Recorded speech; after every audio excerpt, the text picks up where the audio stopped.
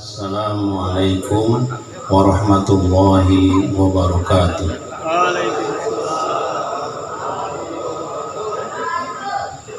Alhamdulillah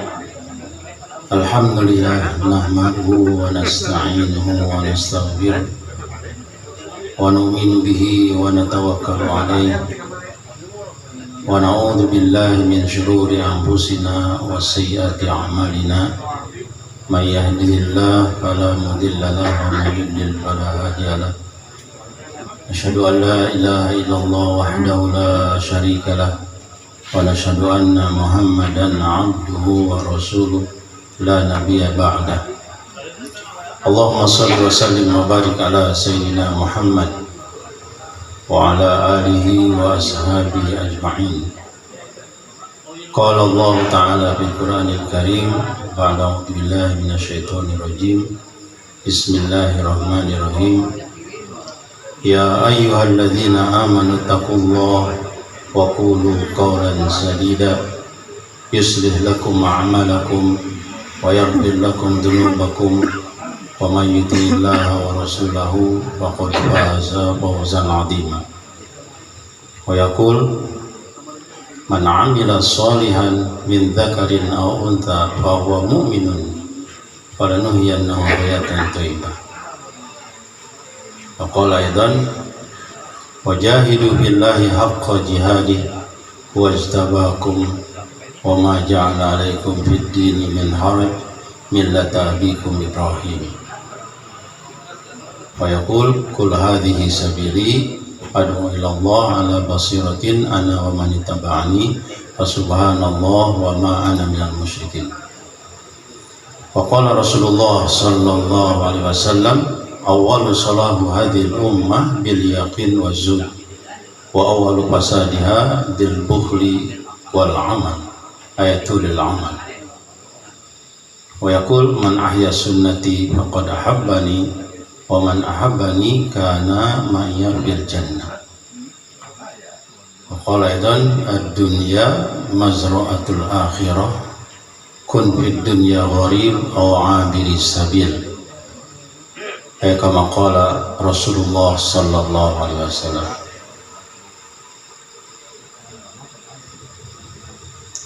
Para hadirin yang mulia, kita mengadakan pertemuan ini, kita niatkan mengikuti pertemuan yang telah diadakan oleh Rasulullah sallallahu alaihi wasallam. Pertemuan yang agung, yang mulia, yang menjadi poros tersebarnya agama Islam ke seluruh dunia adalah pertemuan yang diadakan oleh Rasulullah SAW, Haji Wada. Sekitar 124.000 para sahabat hadir waktu itu. Dan hendak kita dalam pertemuan mengikuti pertemuan Haji Wada. Allah telah tetapkan beberapa pertemuan yang harus kita ikuti untuk menghidupkan ini agama, menghidupkan ketaatan kepada Allah. Dalam setiap hari pertemuan salat wajib 5 kali dalam sehari, dan itu wajib kita hadiri.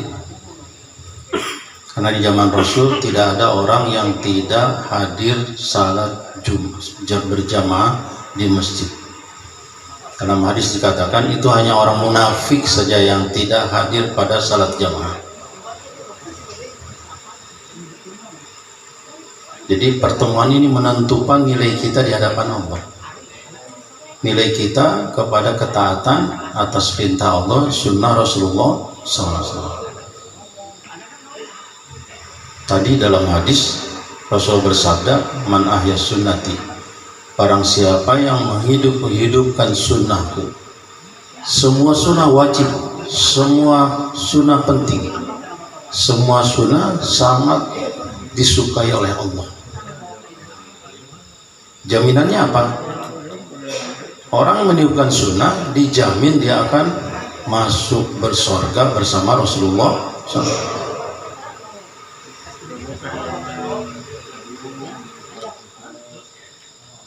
Setiap hari kita menghadiri salat berjamaah, salat wajib 5 kali. Siap insya Allah?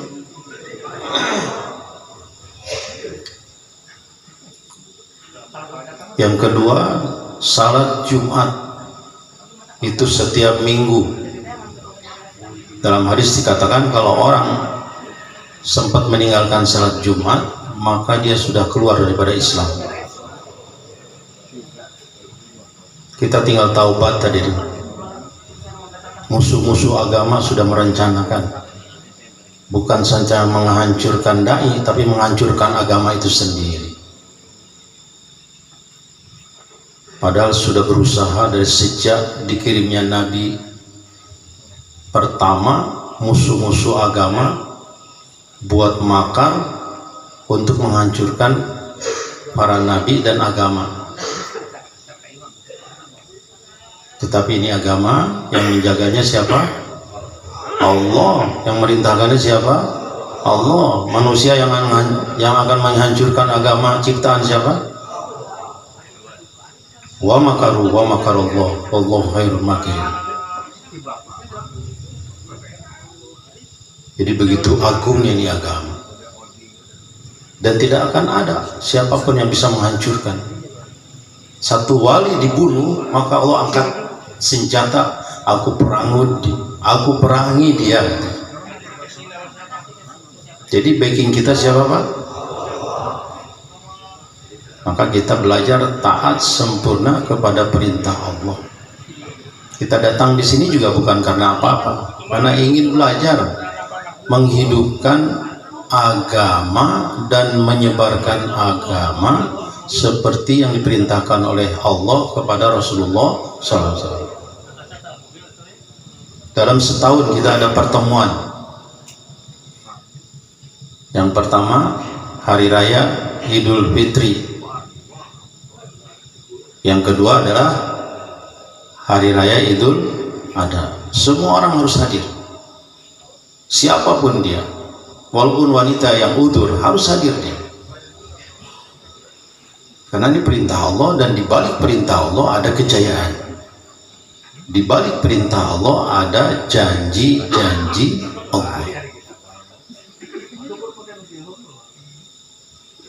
Nah, pertemuan ini kita niatkan ingin mengikuti pertemuan yang pernah dibuat oleh Rasulullah pada Haji Wada. Siap insya Allah?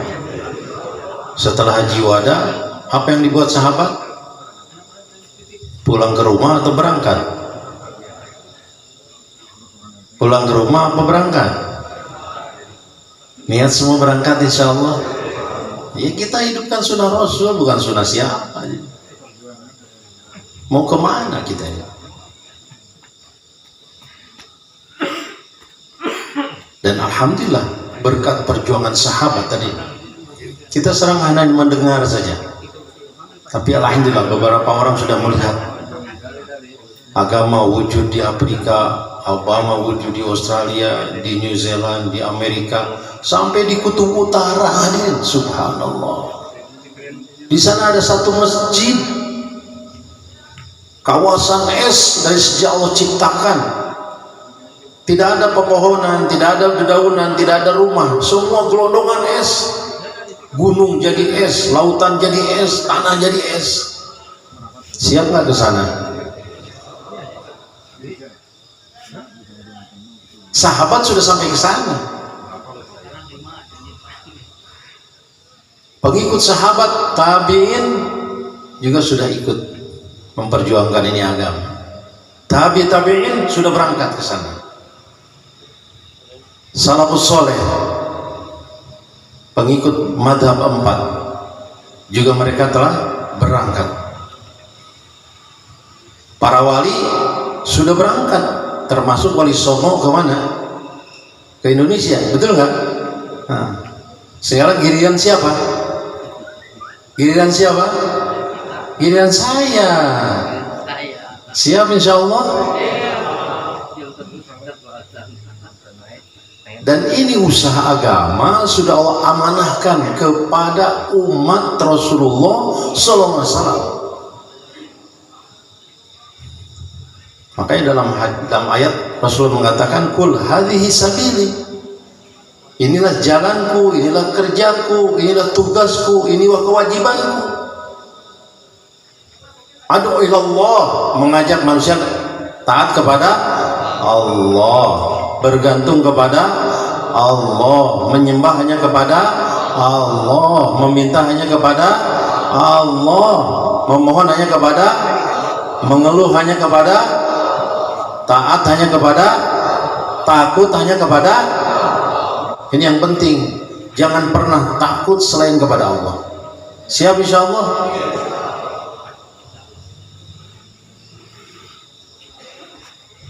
Orang yang takut selain kepada Allah, maka setiap benda makhluk yang di depannya akan menjadikan asbab ketakutan dia. Tapi hadis mengatakan, man khafani akhafa kulli syai'. Orang yang takut hanya kepada Allah, maka seluruh makhluk akan takut kepada dia.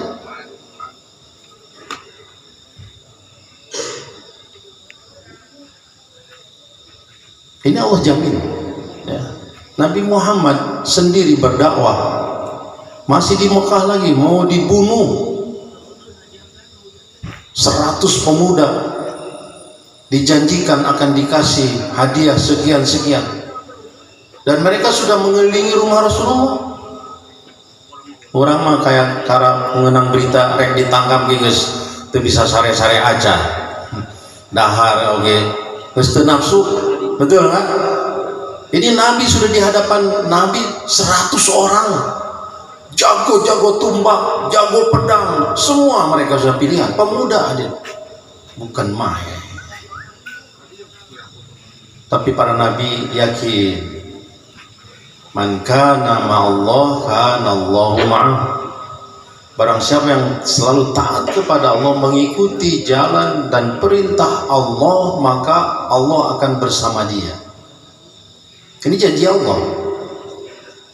Wa man kana Allah ma'ahu, barang siapa yang Allah bersama dia, maka di mana saja dia akan ditolong, dibantu, dipelihara, dijaga, diselamatkan. Kita baca kisah-kisah para nabi, dai Allah yang dipilih sejak adanya kerja dakwah. Nabi Nuh diselamatkan oleh Allah bersama 83 pengikutnya. Itu kawasan besar. Kalau menurut sejarah, Nabi Nuh dikirim ke satu negeri. Tetapi ketika Nabi Nuh berdakwah bukan 1 hari 2 hari.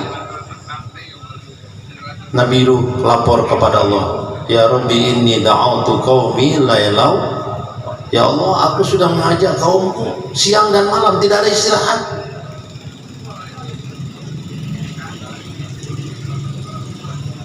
Tapi mereka tetap menolak. Mereka mayoritas berbangga-bangga dengan pengikut, dengan segala yang mereka miliki. Itu di zaman ini. Apa azab orang yang membanggakan akan pengikut, kemudian kebesaran dia?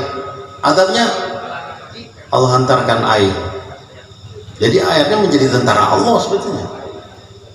Padahal air kalau kita minum bermanfaat untuk kita. Dan kita dalam sehari berhajat kepada air. Tapi ini air rahmat. Tapi air bagi orang yang menolak dakwah Nabi ini menjadi azab. Seluruh negeri digenangi air. Sampai karena murkanya Allah, itu tungku yang biasa dipakai untuk masak mengeluarkan air yang begitu besar.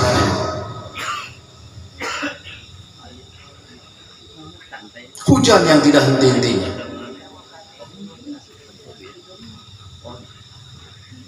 Jadi Allah mudah saja untuk menyelamatkan, menolong orang yang selalu taat kepada Allah, hanya dengan kapal laut saja. Dan ajibnya hadir, di zaman Nabi Nuh ada satu nenek yang ikut Nabi Nuh. Tapi sebelum musibah ini datang, azab ini, Nabi Nuh memberitahu kepada nenek itu, Nenek katanya, saya dapat wahyu nanti satu saat Allah akan binasakan ini orang yang tidak taat. Orang yang menolak dakwahnya Nabi akan dihancurkan. Ya, beritahu saya kan.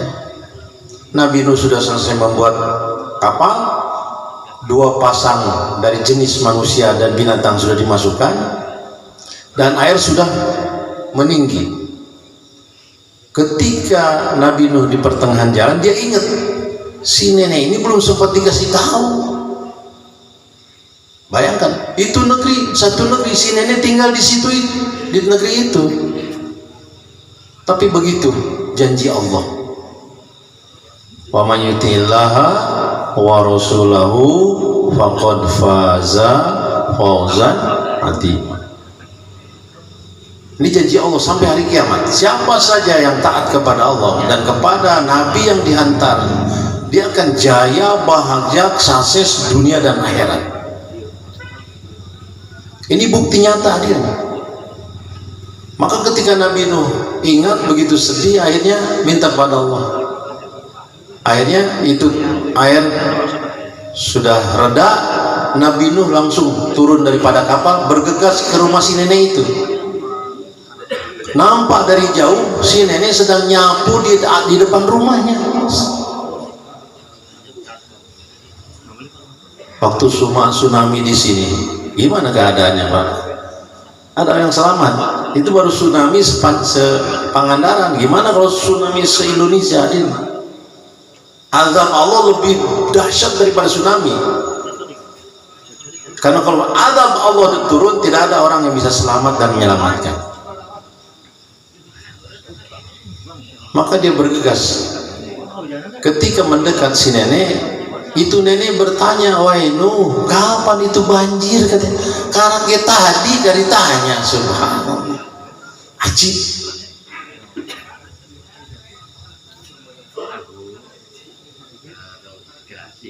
Maka hadirin, kita niatkan dari detik ini sampai mati, saya ingin menyempurnakan ketaatan kepada Allah. Siap insya Allah? Sebab 24 jam itu adalah waktu untuk taat. Pagi ada perintah Allah, terbit matahari ada perintah Allah, waktu duha ada perintah Allah, nanti sebelum duhur ada perintah Allah, waktu duhur ada perintah, sampai kepada malam. Ya ayyuhal muzammil qumil laila illa qalila. Wahai yang berselimut di pada malam hari, bangun kamu untuk taat kepada Allah.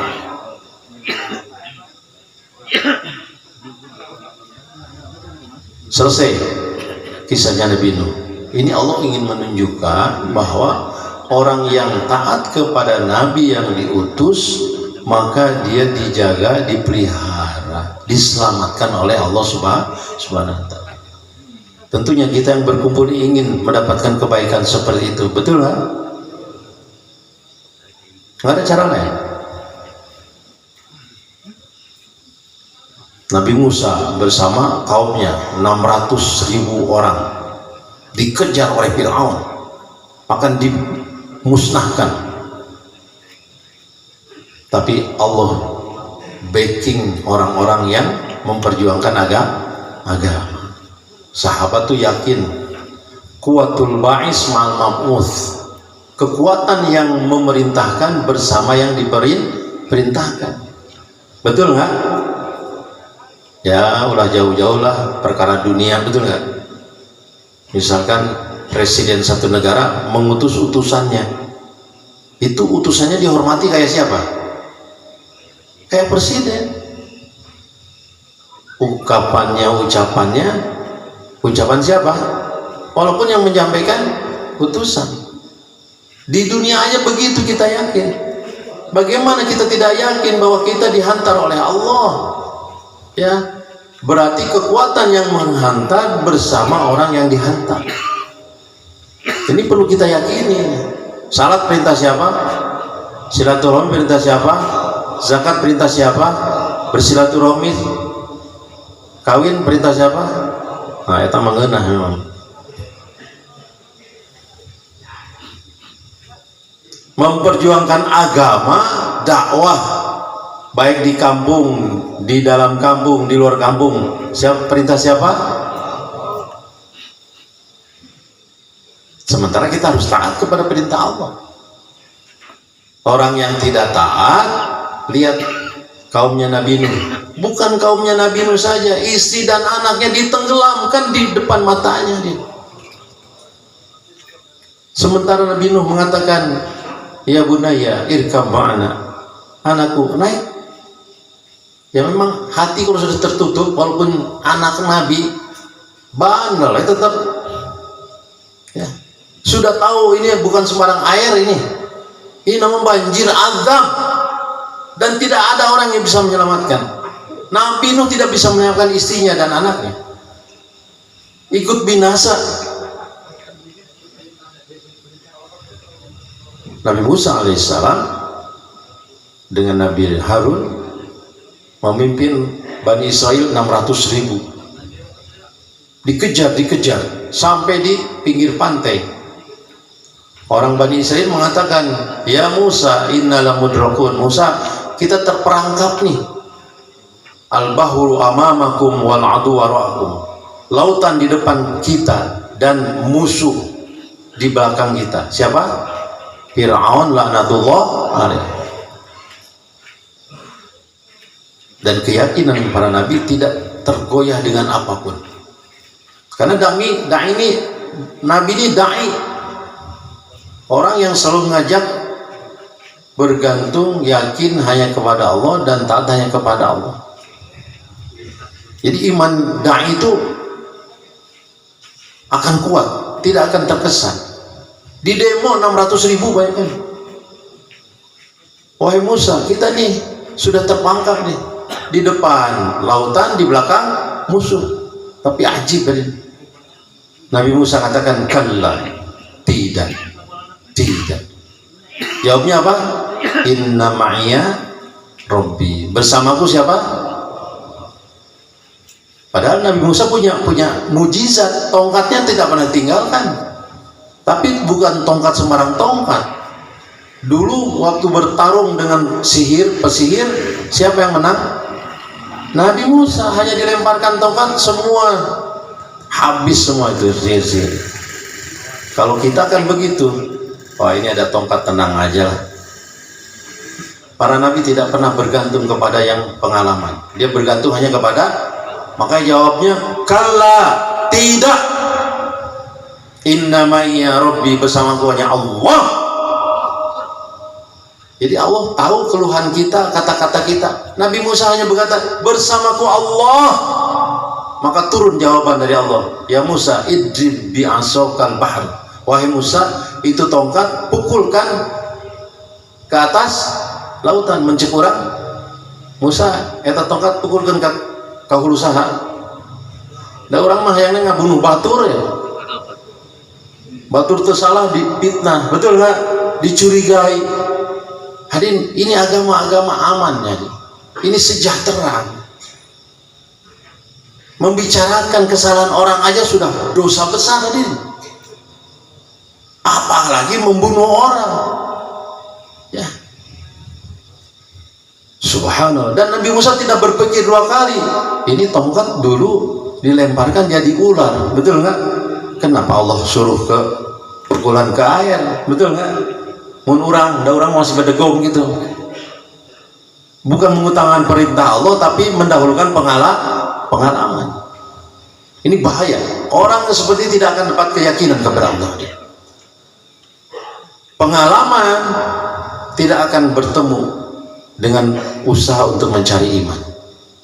Karena dia sudah menafikan Allah, berarti dia yakin kepada selain Allah. Tapi dia bisa katakan inna ma'iyya Rabbi, sesungguhnya bersamaku siapa? Allah. Dan Allah maha tahu, maha paham akan pembicaraan yang diucapkan oleh Nabi Musa.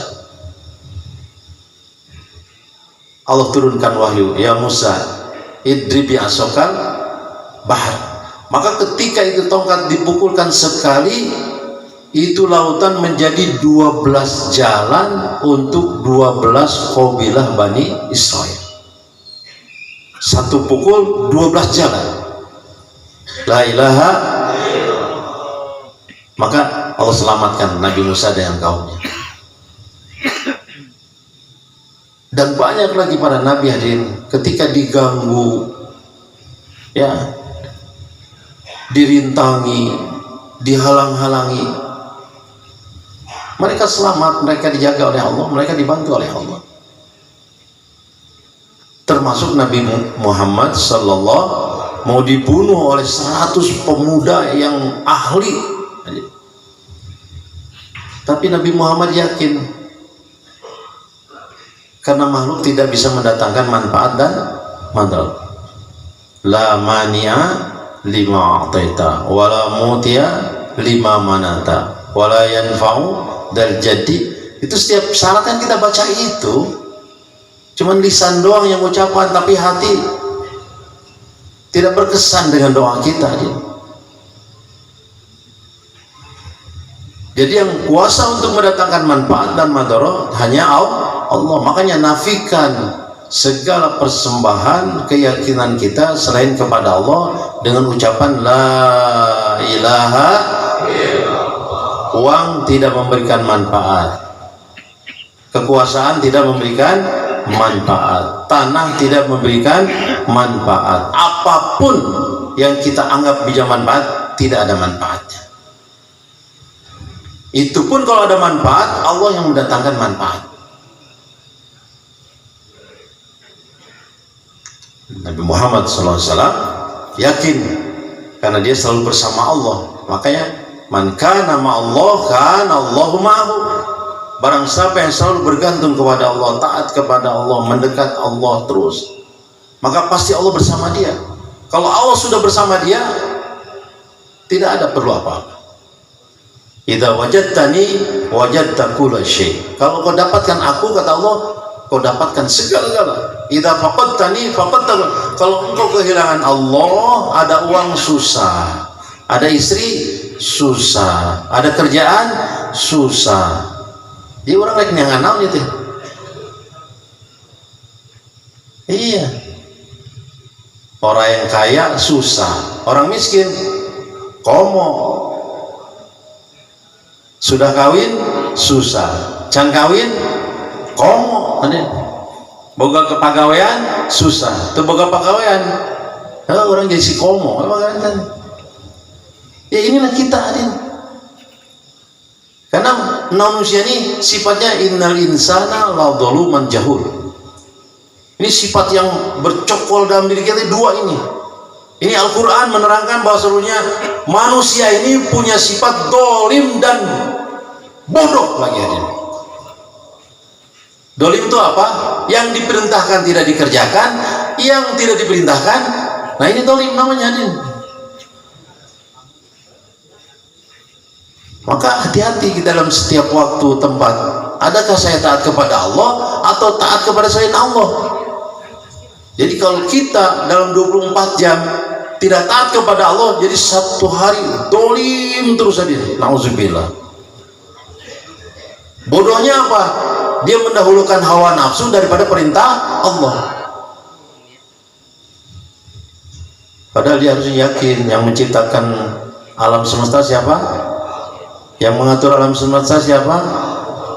Yang mengontrol alam semesta siapa? Yang memberikan manfaat dan madarat siapa? Jahil betul ya. Dia minta manfaat kepada orang yang tidak ada kemampuan, betul kan? Faqidu syai' la yuti. Orang yang tidak punya apa-apa pasti tidak bisa memberikan apa-apa. Orang tidak punya uang bisa memberikan keuangan. Hadirin, manusianya lemah hadirin. Maka hadirin, Nabi Muhammad SAW begitu dekatnya dan dicintai oleh Allah. Sampai dalam syahadat kita harus membaca asyhadu alla ilaha illallah wa asyhadu anna. Pak sekalian, coba lihat setiap kita masuk masjid, mudah-mudahan di masjid Indonesia seperti di Amerika. Dan saya lihat, alhamdulillah di setiap masjid pasti yang dipampang di sini apa? Di kanan Allah, di kiri Muhammad. Di Amerika walaupun masjid dari gereja, itu gereja salibnya dirubah, dihilangkan, maka di depannya ditulis Allah Muhammad.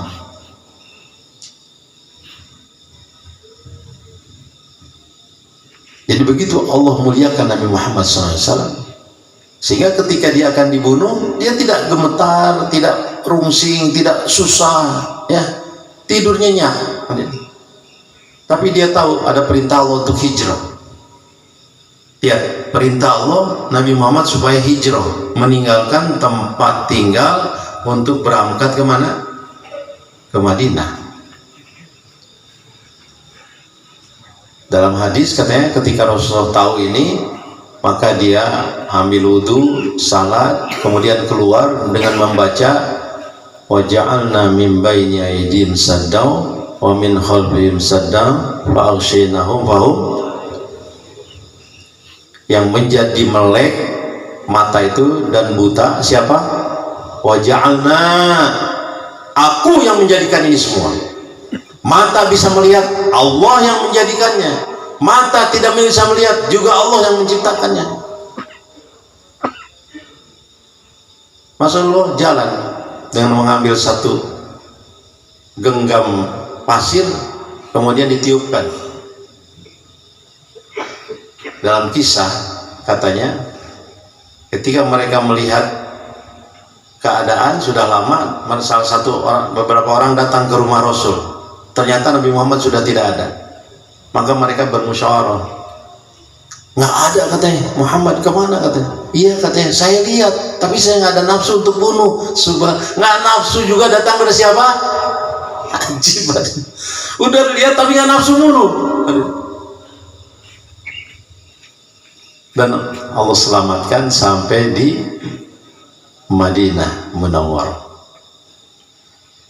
Inilah perkara yang ingin kita pikirkan, ya. Kita datangkan kehidupan kita, bagaimana kita selalu taat kepada Allah. Jangan milih-milih, hadirin. Ini alam semesta penuh dengan perintah Allah. Dalam diri kita semua ada perintah Allah. Orang kafir musyrik Mekah bertanya, yas'alunaka 'anir ruh. Wahai Muhammad, mereka bertanya tentang ruh. Rasul biarkan dulu, karena belum turun wahyu.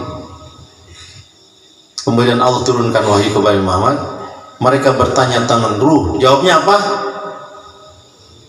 Innar ruh min amri rabbi, bahwa ruh itu adalah perintah Allah. Jadi gerakan ini ada hasil dari keinginan Allah. Manusia mati karena tidak ada ruh, betul nggak? Badannya ada, matanya ada, tapi kalau kita panggil bisa berdiri nggak? Jadi bukan telinga yang mendengar, bukan mata yang melihat, bukan kaki yang bergerak, bukan tangan yang memegang, tapi ini adalah perintah Allah.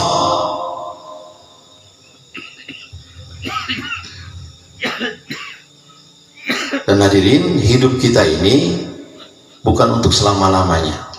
Rasulullah bersabda, a'mar ummati ma baina sittin wa sab'in. Umatku ini umurnya antara 60 sampai 70. Tapi dalam kehidupan banyak sebelum sampai kepada 70 sudah mati lagi.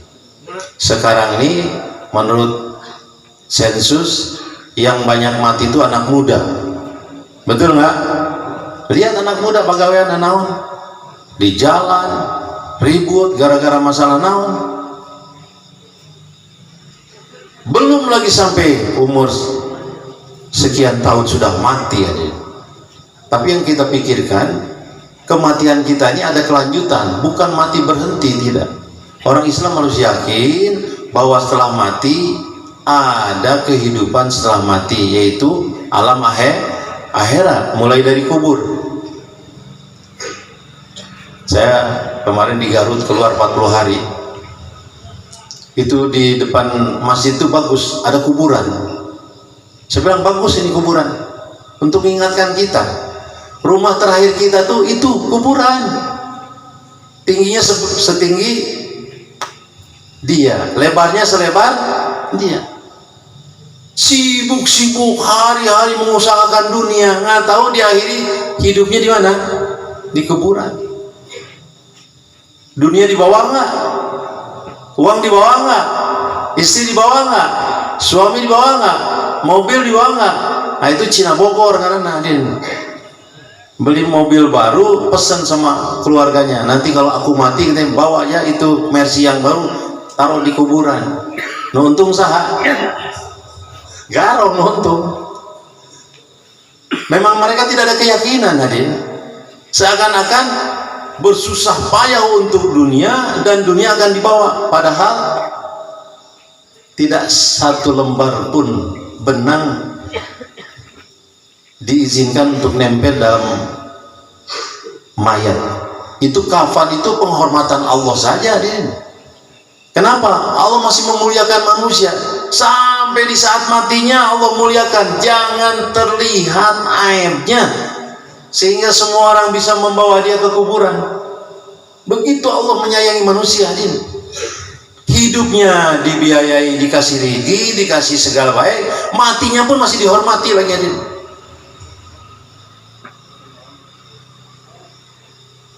Nah inilah kehidupan, Din. Ya.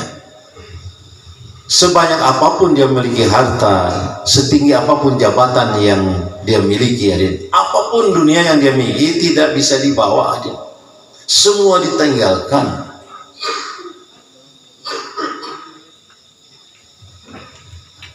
Maka hadirin, Allah hantar Rasulullah sallallahu alaihi wasallam, ya, merupakan khatamun nabi, nabi terakhir, penutup nabi. Tetapi kerja nabi harus berlangsung sampai hari kiamat. Siap insyaallah. Dan tidak akan ada nabi setelah Rasulullah. Rasul katakan la nabiyya ba'di, tidak ada nabi setelah aku. Di zaman Abu Bakar aja ada orang mengaku nabi. Diapakan, Nadine? Iya, dipencit begitu, Nadine. Dibunuh, bukan main. Mun di Pangandaran aya nu ngaku nabi rek dikuangkeun, Bang. Ini perintah agama, Nadine. Tidak mungkin nabi akan hadir lagi, Nadine. Betul, kenabian telah ditutup dengan wafatnya Rasulullah, tapi kerja nabi harus berlangsung sampai hari kiamat, karena ini kunci kebahagiaan. Allah letakkan kunci kejayaan, kebahagiaan manusia hanya dalam taat kepada Allah. Para sahabat berangkat untuk mendakwakan, menyebarkan agama ke Indonesia, ke Amerika, ke Rusia, kemana-mana setelah wafatnya Rasul.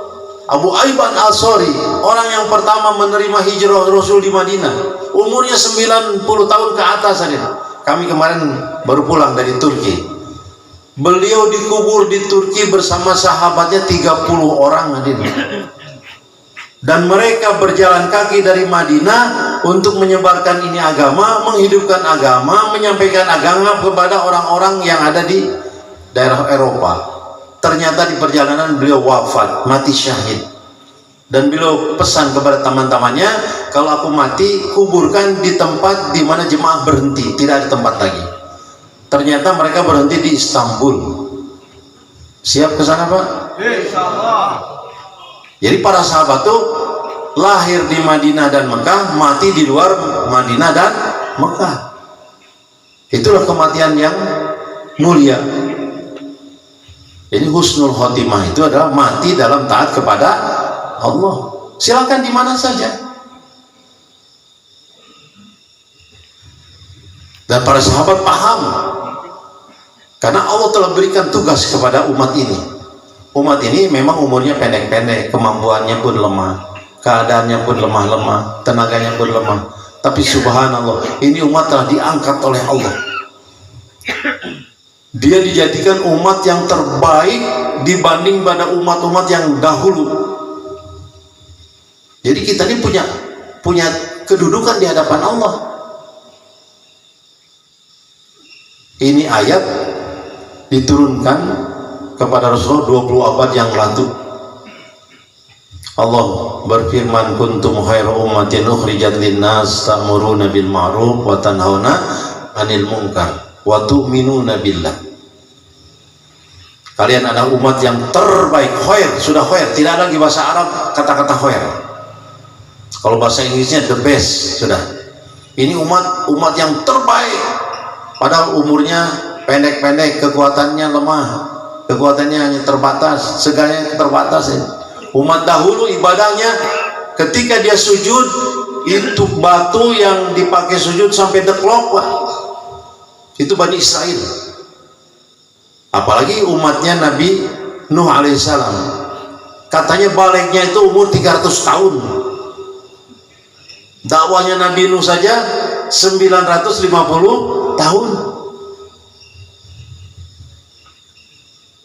Umurnya panjang, ibadahnya pun banyak, zikirnya pun kuat. Sampai di Bani Israel itu kalau sudah zikir keluar cahaya. Ada satu kaum Allah hantarkan, kaum Ad, tingginya 60 hasta, lebarnya 8 hasta, kurang lebih tingginya setinggi kapal pohon kelapa, lebarnya sampai 2 kali drum mungkin. Tapi Allah tidak katakan ini umat yang terbaik. Itu kalau nyabut pohon kelapa kucingir kan diangkat. Jika orang nyabut babadotan. Ini umat Allah telah tunjukkan dalam Al-Quran. Tapi Allah tidak katakan, tidak, bukan umat yang terbaik. Kuntum khairul ummatin, untuk kita. Kata Sayyidina Umar, andaikan ini kalimat tidak mengatakan kuntum, antum, berarti umat yang baik itu adalah sahabat saja. Kita tidak kebagian apa-apa. Berubah saja dari antum jadi kuntum, ini punya kedudukan bahwa umat ini semuanya siapa saja, baik yang sehat, yang sakit, yang melihat, yang tidak, yang lumpuh, mereka adalah umat yang terbaik. Di mana telas kebaikannya ini? Yang memegat kebaikan ini ta'muruna bil ma'ruf, mengajak manusia taat kepada Allah.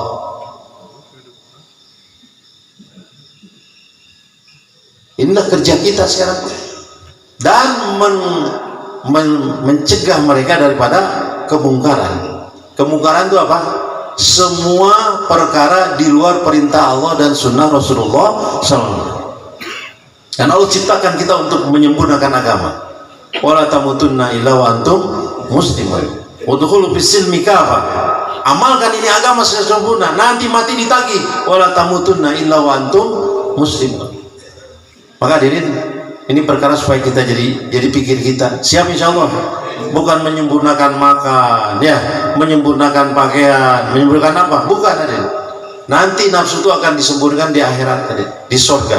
Tempatnya ngubar nafsu itu di akhirat. Di sini untuk menyempurnakan agama dan perintah Allah dan sunnah Rasulullah SAW.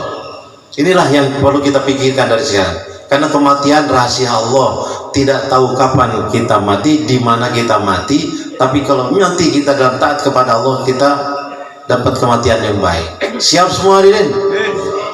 Siap semuanya hadirin?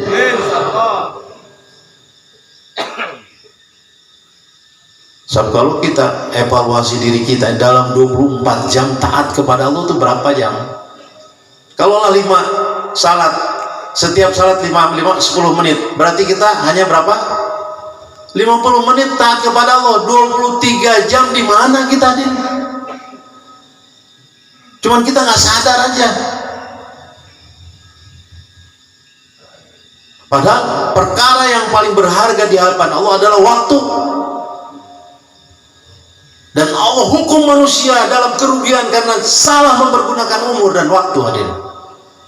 Ya, orang yang merugi itu bukan yang tidak menjabat ini, tidak punya jabatan, bukan. Yang tidak punya harta, bukan.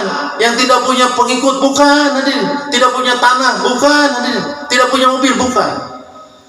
Allah telah amkan bahwa kerugian manusia sama di atas salah menggunakannya waktu hadirin. Dan Allah Maha Adil hadirin. Kalau seandainya orang yang merugi itu yang tidak punya jabatan, jadi yang bahagia siapa aja? Hari diurang presiden sabarang urang 10 apa 5 kan hiji. Jadi di satu negara yang bahagia hanya presiden aja. Yang jadi pimpinan berapa orang? Nggak ada pimpinan 2 bisa garut negara itu. Pimpinan pasti 1. Dan Allah tidak katakan kalian merugi karena tidak punya jabatan, tidak punya tugas. Sekarang yang kaya di kampung kita berapa orang, Pak? Paling hiji yang tangguh asbab hutang menurutnya. Jadi orang yang tidak punya uang, orang miskin, tidak. Allah tidak katakan kerugian bukan di atas ada atau tidak adanya uang. Artinya dunia ini tidak dijadikan asbab kerugian, tetapi kerugian kita Allah telah nyatakan dalam surat Wal-Asri. Wal-Asri innal insana lafi sudah takkid, lafi pasti, lafi husrin, pasti dia merugi. Illal ladzina amanu, kecuali orang yang menggunakan umur, masa, kesempatan ini untuk mengusahakan iman, memperkokoh iman, memperjuangkan iman dan mendakwahkan iman. Siap insyaallah? Wa amilus sholihat, dan amal soleh, ketaatan kepada Allah dan kepada Rasul.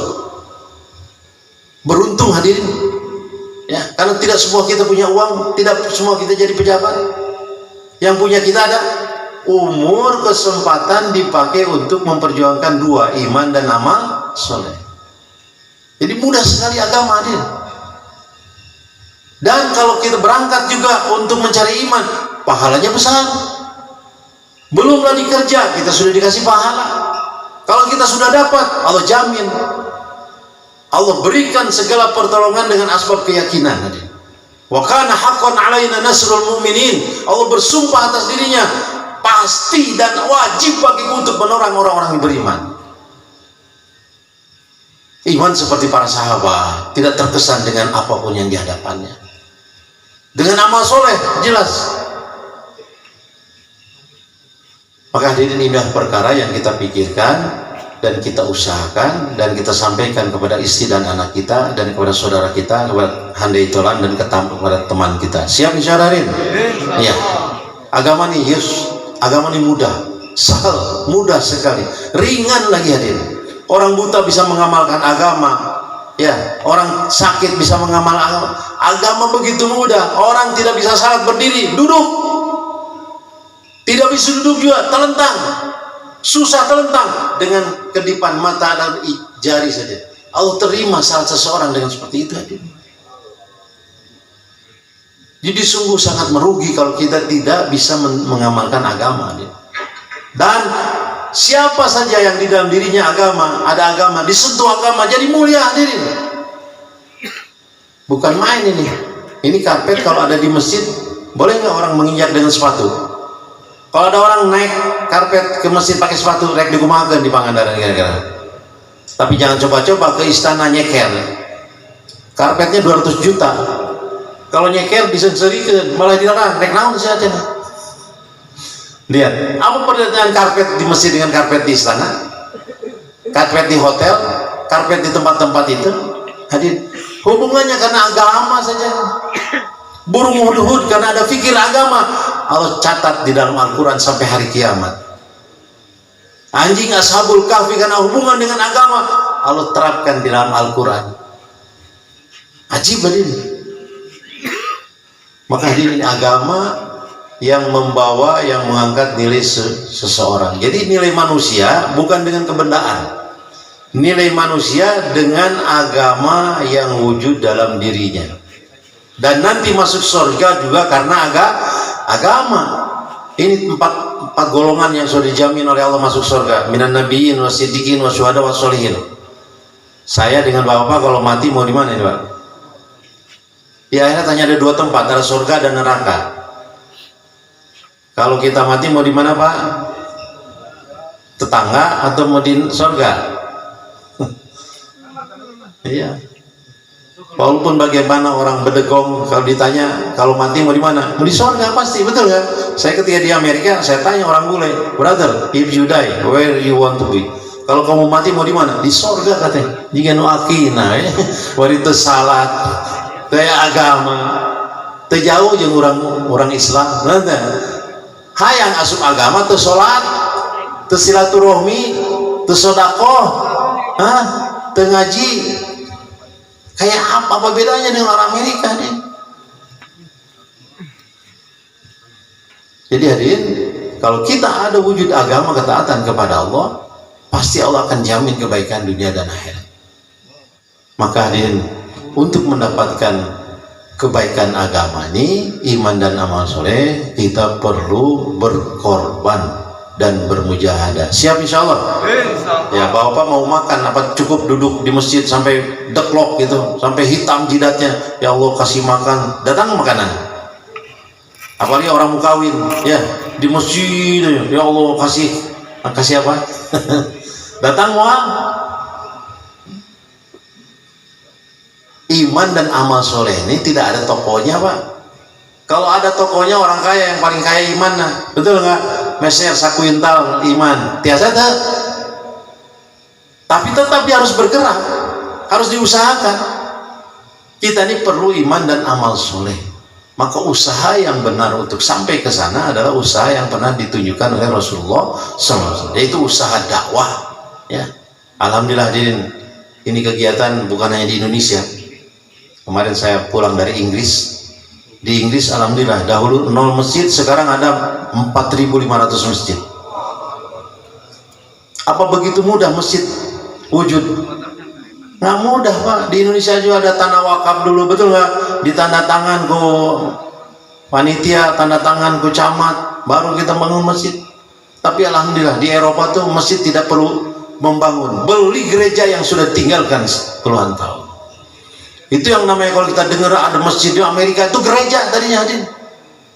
Bahkan saya bingung waktu di Amerika, ini gereja tapi udah nggak ada tanda-tandanya, karena memang dibangun tidak tahu kiblat, jadi kiblatnya mojok kajuru itu. Oh, ini memang benar dibangun bukan karena agama. Akhirnya kita mojok ke sana, ada gereja ke tengah kiblat nanti. Ya. Jadi hadirin, atas usaha ini hadir, subhanallah, sekarang orang barat bukan main ini bukan berarti bohong, kami lihat sendiri ya. Kemarin satu rombongan dikirim ke Peru 4 bulan. Peru itu negara yang hampir dekat dengan Kolombia lah ya, negara yang jauh daripada agama, semua orang di luar agama. Rombongan dari Bandung berangkat 4 bulan, 40 hari dapat mu'alaf 600 orang. Nanti setelah 4 bulan dapat mu'alaf 3.000 orang. Karena dakwah ikut cara Nabi seperti Nabi dan sahabat. Sayyidina Ali pergi ke Yaman 3 hari, seluruh penduduk Yaman masuk Islam semua hadir. Jadi kita ini ada titipan, kita jadi asbab hidayah, kita juga dapat hidayah hadir. Inilah nilai seorang Islam hadir, bukan main. Maka ini usaha penting sekali untuk kita jadikan tanggung jawab kita, ya, tugas saya. Siap semua jaldin? Karena dengan inilah para nabi mulia, para sahabat mulia, orang wali muda, ulama-ulama mulia, karena agama. Kalau tidak ada agama, nggak ada nilainya hidup manusia. Benda-benda aja yang ada hubungan dengan agama, Allah angkat derajatnya. Maka insya Allah setelah ini kita akan bentuk rombongan-rombongan untuk belajar bagaimana memperjuangkan agama, baik di kampung kita ataupun di luar kampung kita. Bapak siap insya Allah?